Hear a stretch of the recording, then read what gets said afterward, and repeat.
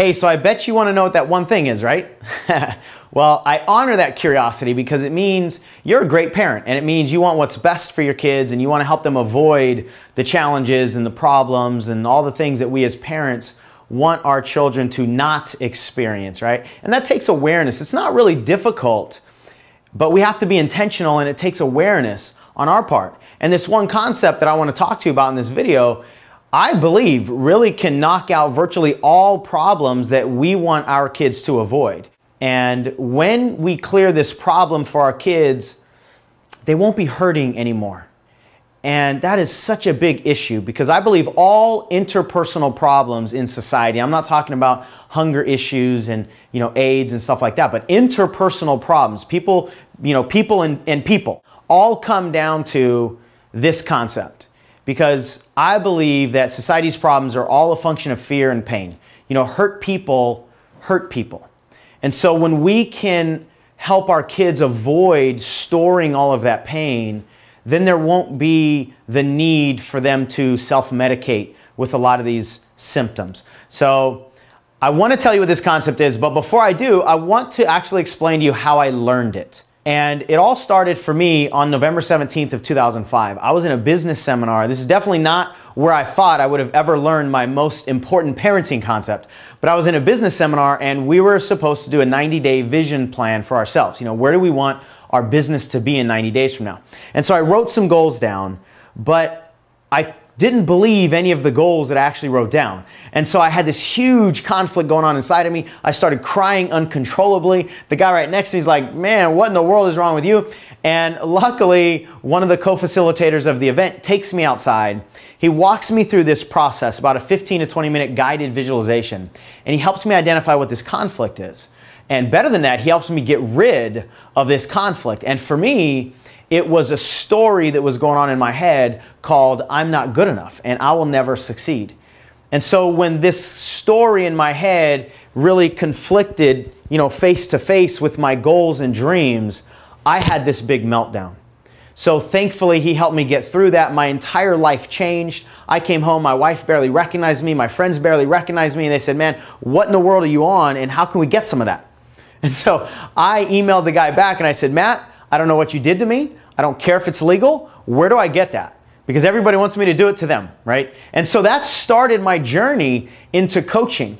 And I became certified with some degrees and stuff. But basically, I started to study the power of the unconscious mind.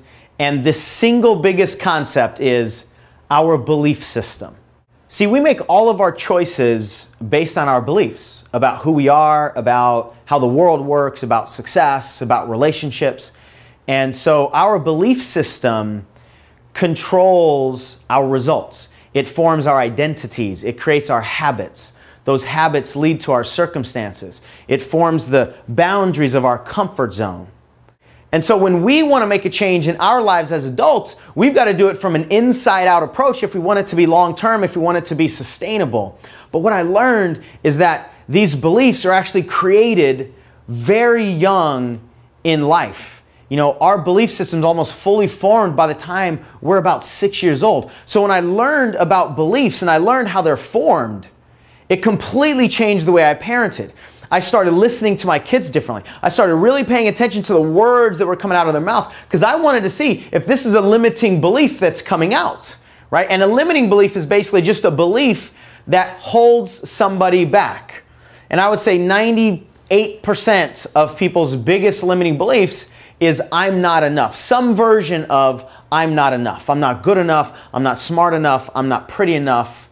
And therefore, I can't be successful. I can't have the body that I want. And I got all of this knowledge during my coaching journey.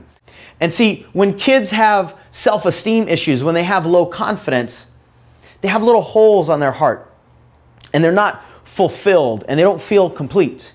And it's those holes on their heart that are the seeds for all of the problems that we want them to avoid.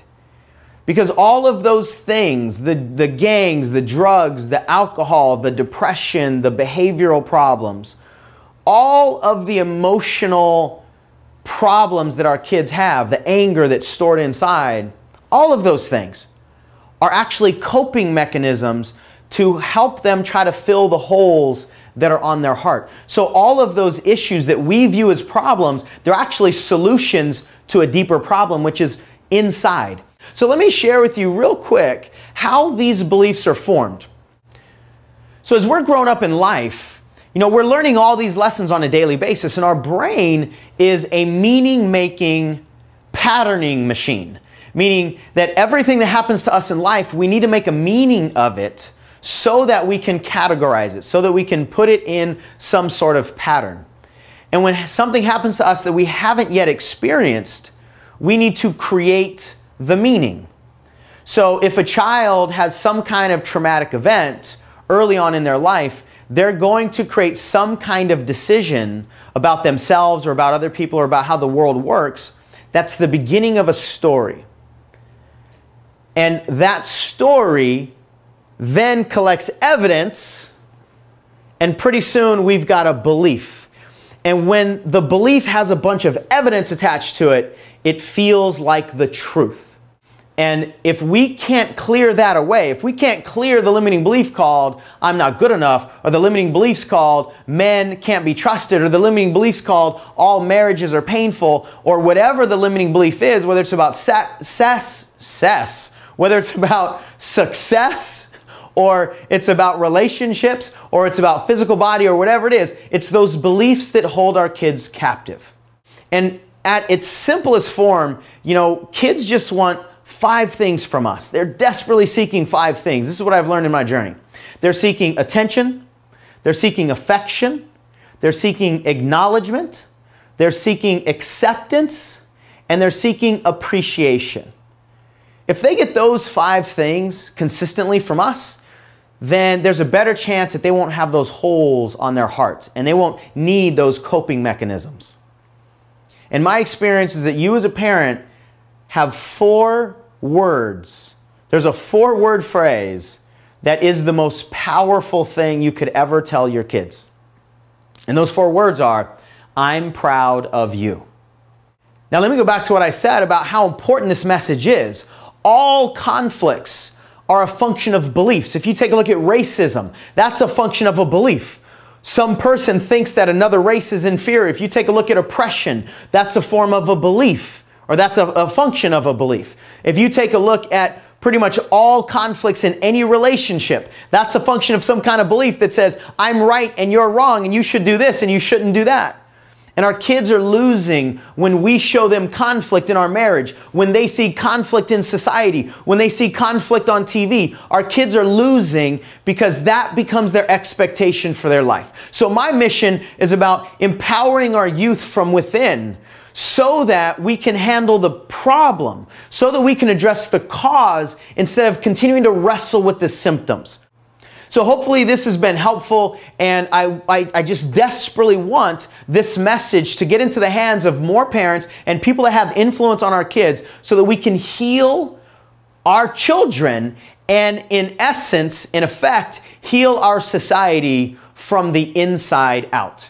Now, if you want more information on this, there's a link at the bottom of this page that'll give you access to a deep dive audio program that I did. It's all about how well-meaning parents unintentionally damage self-esteem and confidence in their kids. It goes much deeper into how limiting beliefs and powerful beliefs as well are formed in childhood. It talks about some of the words that you should say, some of the words that you should absolutely avoid. But I hope you're willing to join this really revolution for the empowerment of our kids, because this message is about hope. This message is about healing. This message is about empowerment. And there's a lot of pain out there, and we can help stop that.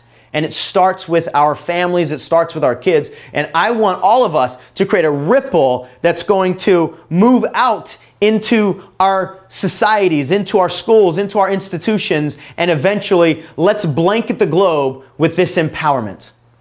I've been Sean Smith. Well, I still am Sean Smith. I hope this message has helped you. If there's anything I can do to help, please let me know. And if this is inspiring to you, please share this. There's a button on this page to like it on Facebook. You can actually create a comment and share it in your Facebook page, share it in your social media, share it with your email. Just help us make this message of empowerment viral.